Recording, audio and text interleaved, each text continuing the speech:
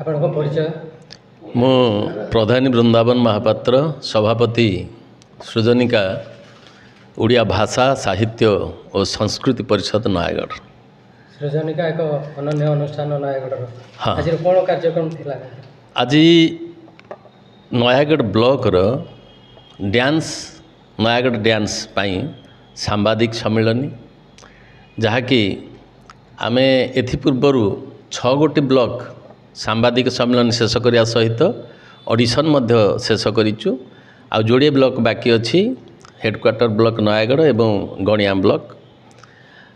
ଏହି ବ୍ଲକରେ 11 ତାରିଖ ଦିନ ହୋଟେଲ ଗୋପୀନାଥରେ ଅଡ଼ିସନ୍ ମଧ୍ୟ ହେବାର ସ୍ଥିର କରାଯାଇଛି।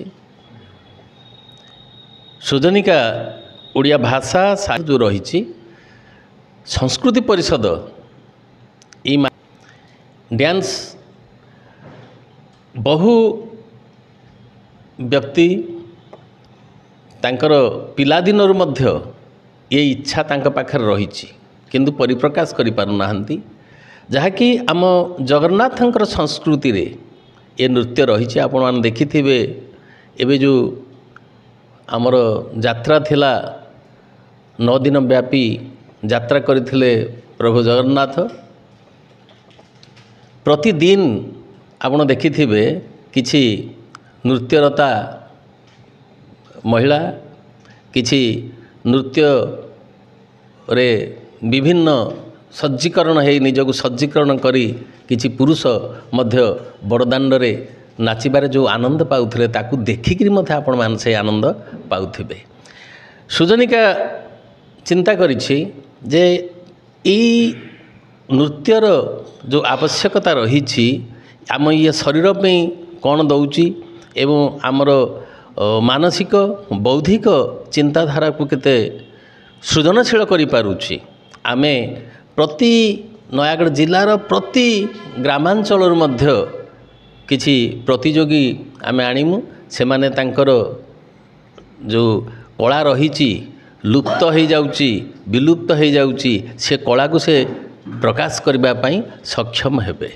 ସୃଜନିକାର ଡ୍ୟାନ୍ସ ପ୍ରୋଗ୍ରାମ କେଉଁ ପର୍ଯ୍ୟାୟରେ ପହଞ୍ଚିଛି? ବର୍ତ୍ତମାନ 6ଟି ବ୍ଲକ ଆମେ ଅଡ଼ିସନ୍ ସାରିଛୁ। ଇଏ ହେଉଛି 7ମ ବ୍ଲକ ଏବଂ ୟା ପରେ ଆଉ ଗୋଟିଏ ବ୍ଲକ ରହିବ, 8ମ ବ୍ଲକ ଗଣିଆରେ। ଏବଂ ଏହାର ସେମିଫାଇନାଲକୁ ଆସିବେ 48 ଜଣ ପ୍ରତିଯୋଗୀ, ପାଖାପାଖି 48 ଜଣ ପ୍ରତିଯୋଗୀ। ସେମିଫାଇନାଲ ହେବ 8 ସେପ୍ଟେମ୍ବରରେ ଏବଂ ସେଇ ମାସ 22 ତାରିଖରେ ହେବ ଆମର ଫାଇନାଲ। ଏଇଠି ଫାଇନାଲ ଆମେ ଚେଷ୍ଟା କରୁଛୁ ଅଡ଼ିଟୋରିୟମରେ କରିବା ପାଇଁ, ପଠାଣି ସାମନ୍ତ ଅଡ଼ିଟୋରିୟମରେ ଦର୍ଶକ ଯେମିତି ଆସିବେ। ତାକୁ ଆମେ ଉପରବେଳା ରଖିବୁ 4ଟାରୁ 8ଟା ଭିତରେ ଉପରବେଳା ରଖିବୁ। ଟିକେ ଦର୍ଶକ ଯେମିତି ଜାଣିପାରିବେ ଯେ ସୃଜନିକାକୁ ଚିହ୍ନି ପାରିବେ ଏବଂ ଆମକୁ ଉତ୍ସାହିତ କରିବେ ଏ କାର୍ଯ୍ୟ ପାଇଁ। ସାମ୍ବାଦିକ ବନ୍ଧୁମାନେ ମଧ୍ୟ ସମସ୍ତେ ଆସିବେ, ସମସ୍ତେ ମଧ୍ୟ ଆମକୁ ଉତ୍ସାହିତ କରିବେ। ଏପର୍ଯ୍ୟନ୍ତ ଯେତିକି ନିଶ୍ଚିତ ଭାବରେ ହେବ, ଯାହା ଆମେ ଅନୁଭବ କରୁଛୁ। ପ୍ରଥମେ ଆମେ କରିଥିଲୁ ମାର୍ଚ୍ଚ 31 ତାରିଖରେ ଓଡ଼ଗାଁରେ 50 ଜଣ ପ୍ରତିଯୋଗୀ ଭାଗ ନେଇଥିଲେ। ତେଣୁ ଯେଉଁ ଆଗ୍ରହଟା ପ୍ରକାଶ ପାଉଛି, ନିଶ୍ଚିତ ଭାବରେ ଇଏ ଆମକୁ ସହଯୋଗ କରିବ ସଂସ୍କୃତିର ବିକାଶ ପାଇଁ। ଓଡ଼ିଆ ସଂସ୍କୃତିକି ନିଶ୍ଚିତ ଭାବରେ ଏ ବିକାଶ ଧାରାରେ ପହଞ୍ଚାଇବ।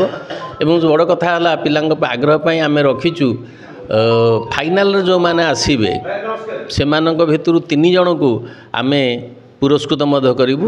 ଯିଏ ପ୍ରଥମ ହେବେ ତାଙ୍କୁ 10,000, ଯିଏ ଦ୍ୱିତୀୟ ହେବେ ତାଙ୍କୁ 5,000 ଏବଂ ଯିଏ ତୃତୀୟ ହେବେ ତାଙ୍କୁ 3,000 କ୍ୟାସ୍ ପ୍ରାଇଜ୍ ରହିବା ସହିତ ସମସ୍ତଙ୍କୁ ମଧ୍ୟ ଟ୍ରଫି, ଆକର୍ଷଣୀୟ ଟ୍ରଫି ପ୍ରଦାନ କରାଯିବ ଏବଂ ସମସ୍ତଙ୍କୁ ପ୍ରମାଣପତ୍ର ମଧ୍ୟ ଦିଆଯିବ, ଯାହାକି ସେମାନେ ରାଜ୍ୟ ସ୍ତରକୁ ଯିବା ପାଇଁ ତାଙ୍କର ଗୋଟେ ପଥ ପରିଷ୍କାର ମଧ୍ୟ ହେବ। ଧନ୍ୟବାଦ।